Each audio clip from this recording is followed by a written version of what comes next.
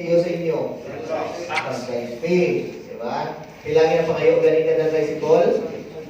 1,500. 1,500. Kung single, ito no? Kailangan na 650. So, ang bottom line siningari kita ni Subong, kwarta. Di ba? Balaitan? No? Sakto hindi? Sakto. Siguro, itong tanan pala ka mo, sa pag-SB ko kung nadumduman nyo, kamong magyapon, di ba, sa SB ko sa 2016, siguro nalipat na kamo pero nagampal, yung gusto niya sa inyo mo nga, amat-amat kita follow sa lahi sa gobyerno. Kaya maabot ang time, tagdugo na kita diri sa istansya. Kadugdong ko ay, dugduman ko sa una, di ba? Mayor Cordero pa to, siyempre, pigita pa ito bed dalo ko, di ba, ilang tilon. Pero ang bal ko, wag ka mo lisensya, rinugid ka mo.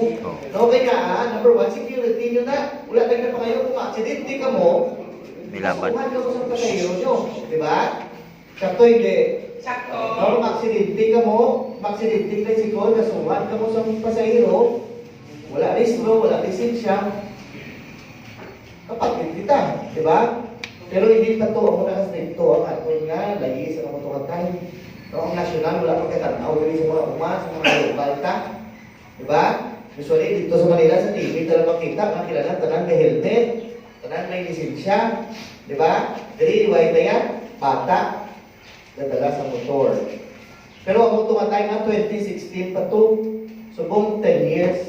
No, 10 years, 2026. No, ito ako to doon ang kung sino mo-follow, kita na mabot ang time, strictuhan ta, sakit din sa ulo, magtanan ni bukol na yun. No? Kaya security, siyempre, number one, kabayad kita lang sa tax natin sa gobyerno, ang muna yung ginapansweldo na sa sweldo sa amon, sa PNP, sa LTO, sa traffic enforcement, sa kanwa. Dili natin ginakuha, ang hinahatag ng 1,500. Kag kung may abot ang kalamidad, sino ka ba? Ito kalamid ka ayuda diri sa gobyerno? Wala ka ba? Kaya di sa una kay Amy Marcos, ni Vice Mayor Marco Nero, di pangatag Crisbel, wala ka pa kabaton. Kaya ako galing, hindi man tanan, pero nakabaton ng mas isa ka mula sa rin gobyerno ay. Why na to na? Ang example lang, bugas, kwarta. Bisan sa barangay, suwarta sa barangay.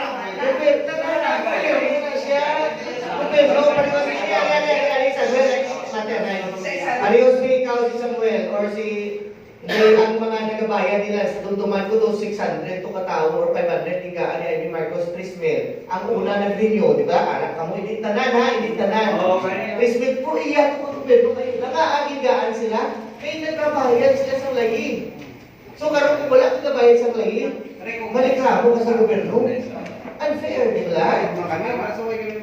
Oo, wala yan. Ang aliban,